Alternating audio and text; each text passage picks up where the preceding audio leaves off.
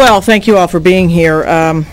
The reason we're standing here today with a bipartisan agreement for legislative redistricting is because these four people agreed to work together and both sides embraced compromise.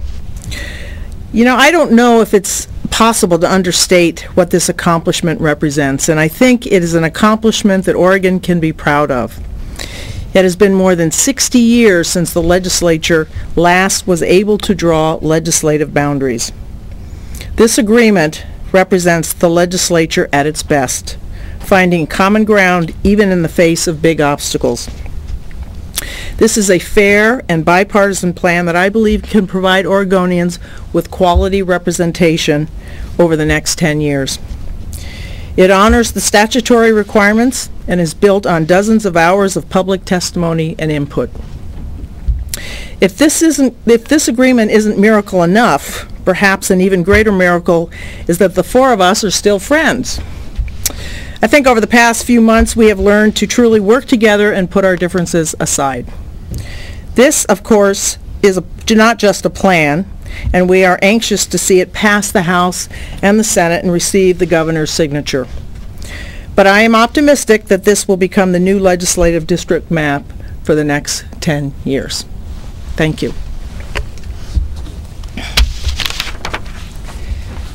Thank you, Senator Telfer.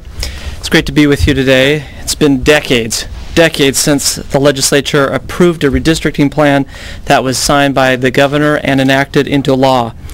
Today's agreement represents the first step toward eliminating decades of legislative futility. It's the product of hours and hours of negotiations between redistricting co-chairs and an excellent example of how Democrats and Republicans can work together for the people of Oregon. I'm proud that the legislators here today set aside the bitter partisan acrimony that has derailed so many proposed redistricting plans in the past. We traveled across the state. We took and listened to hours of testimony from average citizens, civic leaders, and current and former legislators who know their communities very well. The process was not easy and never pretty, but we listened to each other's concerns and focused on areas where we could agree. This agreement is a significant accomplishment, but only a first step toward enacting a new legislative plan into law. It must still be approved by our committees and approved by both chambers. Thanks to the bipartisan cooperation behind this new map, I'm very confident it will be acceptable to members of both parties and citizens of Oregon. For the same reason, I'm confident that it will be acceptable by the governor. Redistricting is often described as the most partisan and political activity the legislature can undertake. With a 30-30 House and a close Senate, it's a credit to the legislators right here that are with me that we could reach this point today, and I thank them personally. Thank you. Thank you, Representative Lindsay and Senator Telfer. We're very pleased today to announce that after a respectful and productive and long process, the four of us have reached a consensus on drawing the legislative district lines for the next decade, honoring the voters' trust in us to draw the lines in a fair, nonpartisan manner. In particular, I'd like to point to the fact that this map that we're proposing moves fewer people into new House or Senate districts than either of the initial plans that were offered earlier in the session.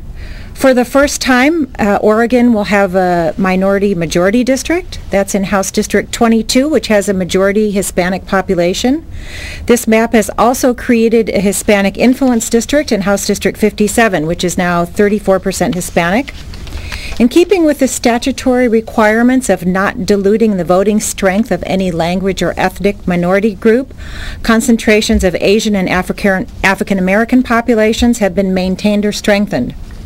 Oregonians should be proud of the map that's come out of this bipartisan process. And as was mentioned, this is the first step with the four of us. We still will be holding a hearing and a meeting in a committee, and looking forward to the vote on the floor of the Senate, which I expect will be a strong bipartisan vote, and watching this bill pass the Senate. So thank you for being here today. And to the Senate and the House, thank you for being here today. I'll try to wrap this up quickly before we take questions.